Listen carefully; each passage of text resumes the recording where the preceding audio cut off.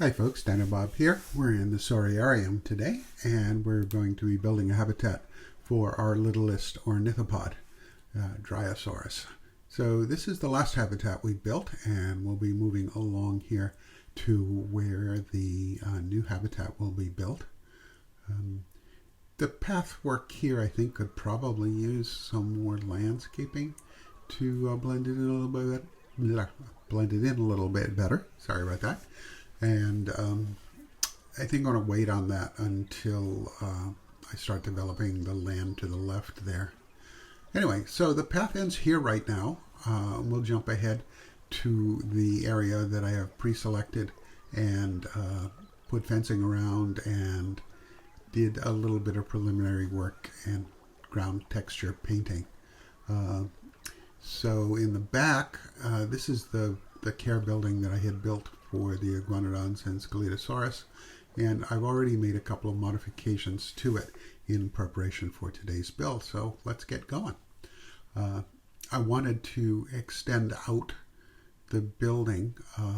The part with the hole in it is where the keepers would work and such, and get a small little shelter here for the Dryosarus.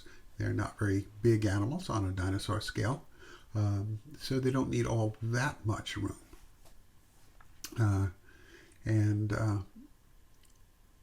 Still working out what I wanted to do in there, obviously you saw I needed adjustments from using things on the grid, and then once the walls were in place, some adjustments as well. Match the roof to what I had done before, and adding more blended in concrete for where the animals will be. That's most of what I wanted to do with the building, and it's time to start playing with the habitat. Fill that hole with rocks where there was no fencing, and then start building the rocks around the water hole, and also in some other places around the habitat. I wanted to keep this mostly fairly simple, and the ground is not elaborately changed, but it does have a gradual slope up from where the main viewing area will be to the deeper part of the habitat, which is pretty much the farther part on camera right now.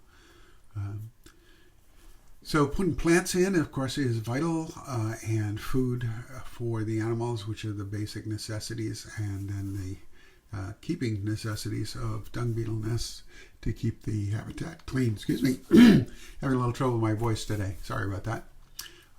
Once the plants went in general, adjustments are made as per usual, and then once they're ready, it'll be time to go find a dinosaur and put it in and make sure it's happy, and make sure it's enclosed by this enclosure. And that all checked out. So I decided that the care building was way too visible, so put in this little rock bridge, one couple of pieces, little, not size little, to screen a good bit of it. And I later went back in and did some other things besides putting these plants in to cut down on the visibility of those cinder blocks in the back, because I just wanted that to fade into the background. We've got 3 Dryosaurs in here. Don't know how that would have to change when the social needs come in, which I think are supposed to start coming in the next update, the delayed one, along with the new animal locomotion and such. So that's pretty much the habitat, and now the main viewing area. This is a small one. It's a small dinosaur, right? And it's still unclear how popular viewing areas will be with guests, because guests are still a work in progress in the game. So, some of this may have to be adjusted when the game gets more of its pieces in place. But for now, this feels good to me as a sort of little sheltered area for guests to watch the animals and get a good view of the habitat.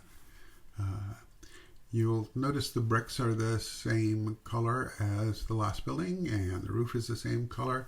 That's all part of that idea that I believe I mentioned about this kind of grouping of habitats all being related. So they're going to be a similar theme to what they look like. And in this case, it's the same kind of bricks and the same kind of roof. And that will probably be the crucial tying, even though the buildings themselves will be quite a bit different. So I had decided halfway through that I wanted to something a little bit more than just that bus stop effect. So I extended the roof and gave it a sort of sheltered walk that's not quite on the habitat viewing, and also a place to put the information screens.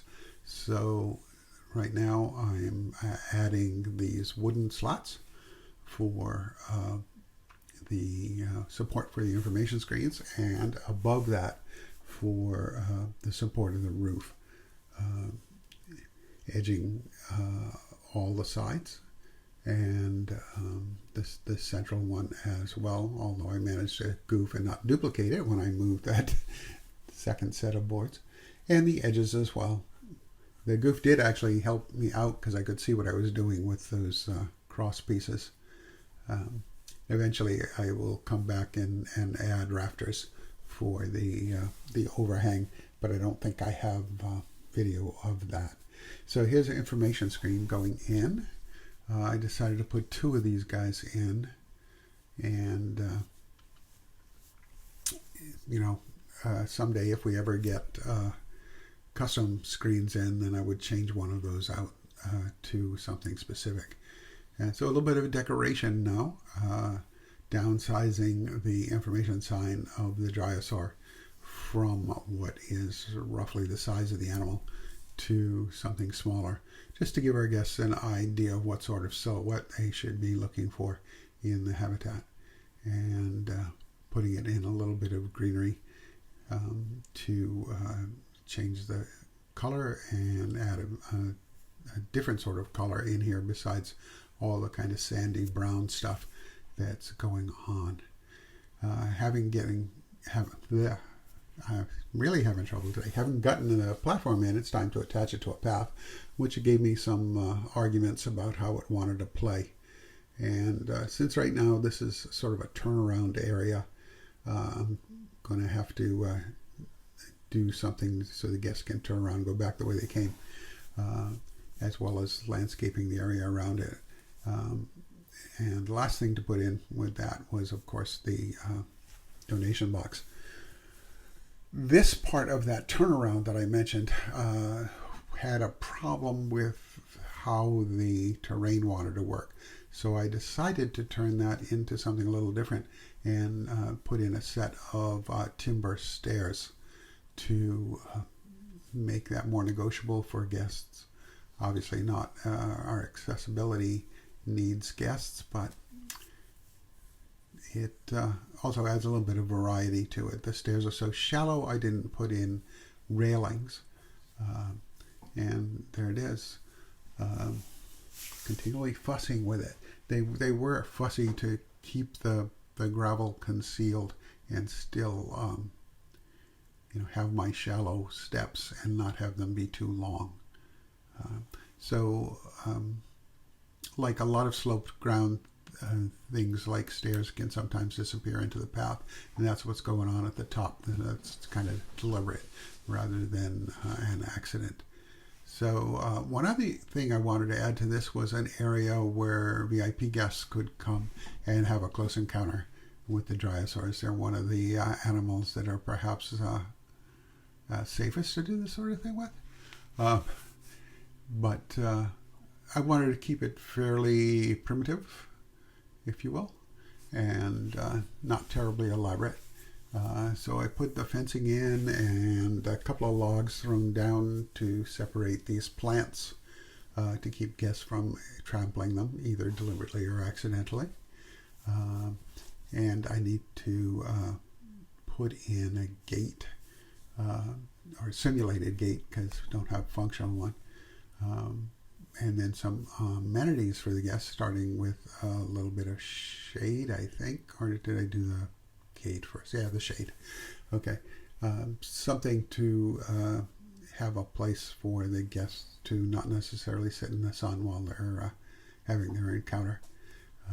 And benches underneath those once they get in place.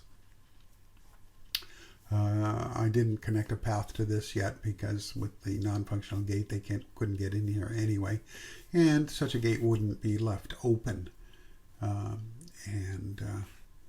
that just anybody can wander in here. So it didn't seem worth bothering with a path just yet. So there are those things in place, and trying a couple of ideas for doing the gate, and once again, just not terribly elaborate, but something other than the in-game fence to make it clear that there's a gate there. Just sort of a visual notation that that's what's going on. I probably should have put in some wood uprights to cover the metal ones, just to keep the theme going with the fence, but I didn't. Maybe I will.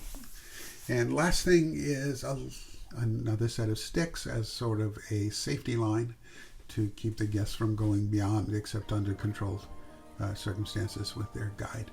So that's pretty much the habitat, and we've got a Dryosaur. Well, we've got 3 Dryosaurs in there, and we'll see one shortly, I think, as we start our videos looking at the animals in their habitat.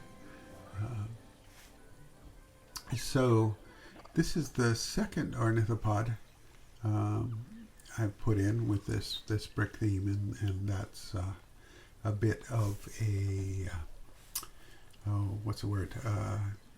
Sort of a clue as to what's going on with the theme of this area. If you know your dinosaurs, you're probably starting to get an idea of what's going on. Just recently, the devs announced an upcoming dinosaur, which will be part of this area, and that is Dryosarus, an Australian dinosaur, and that's the first Australian dinosaur, I believe, in the game, and he's scheduled to come with update 9, so he won't be around for a while yet. So not sure what I'll be doing next in this park. But it